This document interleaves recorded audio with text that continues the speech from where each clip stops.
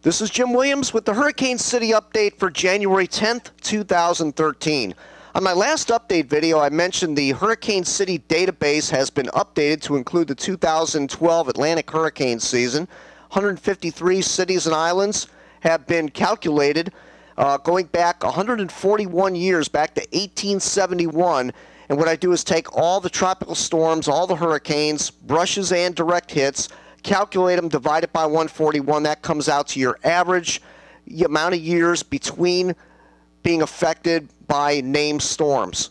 So let's take a look at this year's list. And again, this is the ranking page. You can find this at hurricanecity.com/rank.htm, and this was updated recently.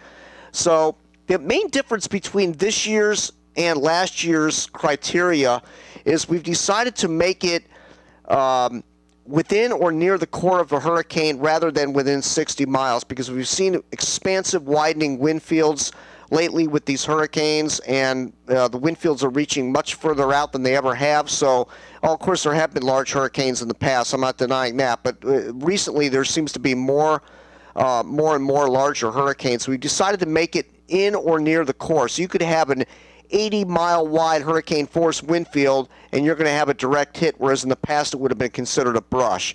So there's a slight change to the database, but basically the top 10, these are the areas in pink here, and the top 10 are basically the same. So let's take a look at last year's top 10, and here's the list from last year. I know the text is kind of hard to read, so I'll just point out to you what the arrows stand for. The Cayman Islands moved up one position to number 4, and Great Abaco Island in the Northwest Bahamas dropped one position to number 5, and that's only because of a calculation error from last year with the Cayman Islands.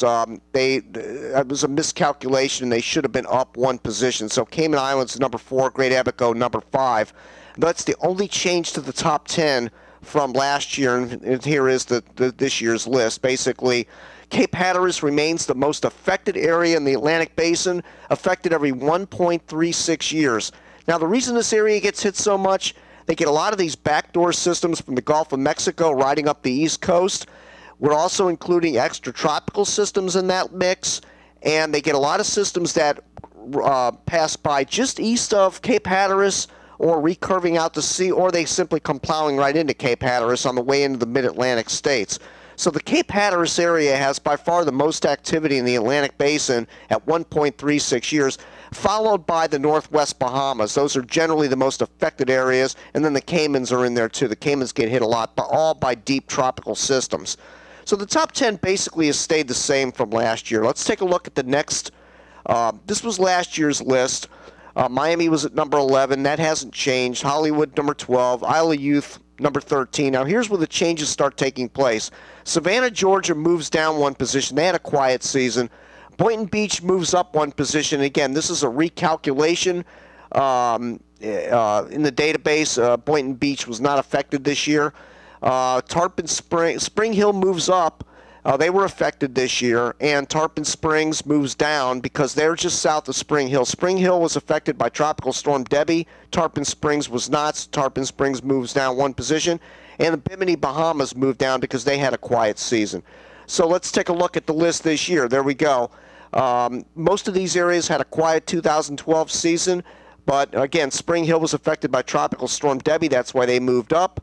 Tarpon Springs moved down. And everybody else, Eleuthera Island cracked the top 20 this year because they were hit by Hurricane Sandy. Eleuthera Island moved up 2 positions down here at the bottom. All right, here's the 21 through 30 list. A lot of changes on this list as well. Eleuthera Island moved up due to Hurricane Sandy. Palm Beach County moved down, or the city of Palm Beach moved down. They had a quiet hurricane season this year. St. Augustine moved up 3 positions. Now, St. Augustine was affected by Tropical Storm Beryl last year during the season and moved up 3 positions. So that was quite a jump for St. Augustine. Meanwhile, Deerfield moved down. They had a quiet season. The Turks and Caicos Islands moved down 1 position. They were also quiet this year. Sarasota moved down. They had a quiet season. Cat Island, Bahamas moves up 1 position, affected by Hurricane Sandy. And Jupiter, Florida, moves down 3 positions because they also had a quiet hurricane season. So here's the final results of the 21 through 30. The biggest gainer in this group is Long Island, Bahamas. They moved up 2 positions to crack the 20 through 30 range, and that's because they were affected by Hurricane Sandy. So Sandy seems to be the one storm this year that really had a huge effect on the rankings. Now here's the 31 through 40 list. And again, I know it's hard to read the text on here, but if you want to visit the page, hurricanecity.com/rank.htm, you can get access to all this information and the reasoning behind all these rankings. But again, Long Island moved up. Grand Isle, Louisiana moved up due to Hurricane Isaac. We had a big gainer this year was New Orleans. They move up 3 positions due to Hurricane Isaac. Delray moves down 1 position because of a quiet season. So does Cabo Corrientes, Cuba, down 1 position. And Pensacola, Florida drops 1 position due to a quiet season. And Georgetown, South Carolina dropped 1 position due to the quiet season. So there's the final on the 31 through 40 range. The biggest gainer in there is Ackland's Island, Bahama. They cracked the 30 through 40 range. They moved up 4 positions due to Hurricane Sandy. And finally, to round off the top 50, here we go. There's a lot of changes in this list. Florida City, Ackland's Island moved up to crack the 30 through 40, as I just mentioned. Florida City dropped 1 position. That's the southern tip of Florida, very quiet hurricane season. We had Nassau, Bahamas moving up 3 positions because of the effects from Hurricane Sandy. Stuart, Florida moved down, quiet season. Elizabeth City, North Carolina, which is really high, a highly affected area, just north of Cape Hatteras. Big difference between Elizabeth City and Cape Hatteras in the amount of hits and brushes. It's amazing what that small distance between those 2 cities can make all the difference in the world when it comes to brushes and hits from hurricanes in the Outer Banks.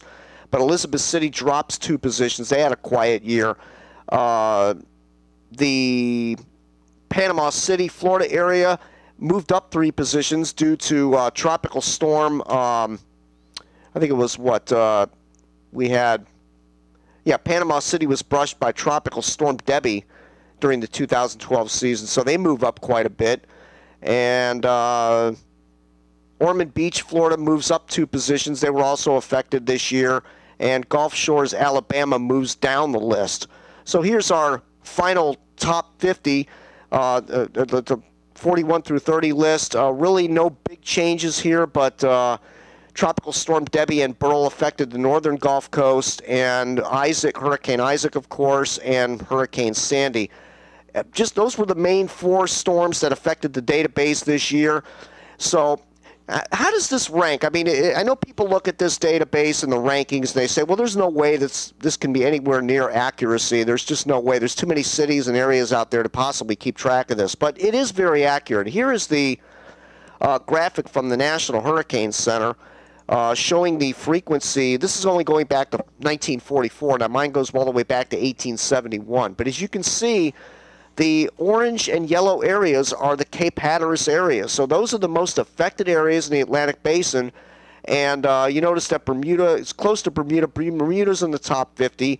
And notice Florida, southeast Florida, and the northwest Bahamas are right there behind Cape Hatteras. So this list is extremely accurate as far as the top 50 rankings of cities. Now, granted, you could pick your own 50 cities and come up with different results, but for the cities that are in the Hurricane City database, comparing them to climatological averages from the National Hurricane Center, it's almost dead on. So check it out. Cities, the ranking page, hurricanecity.com/rank, to get all the latest information on the ranking of where your city stands for tropical storms and hurricanes. Now, one more mention I want to say, if you're going to pass this information around, make sure people clearly understand this is for both tropical storms and hurricanes, because if it was just for hurricanes, the list would be completely different.